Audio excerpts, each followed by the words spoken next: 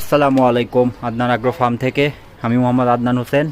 তো আজকে চলে আসলাম আমার ফ্রেন্ডের একটি ছোট খামারে, নতুনভাবে শুরু করতেছে। তো সেটাই দেখানোর জন্য এই হচ্ছে ছাদের উপরে সেট আপ করেছে। মাশাআল্লাহ, খুব সুন্দর হয়েছে। চলুন ভিতরে যেয়ে দেখি। এই হচ্ছে ভিতরের অবস্থা।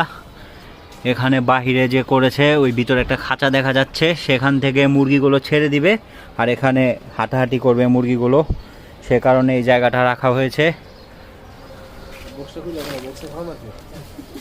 এই ভিতর একটা কেজের ভিতরে মাশাআল্লাহ চমৎকার দেশি মুরগির কালেকশন।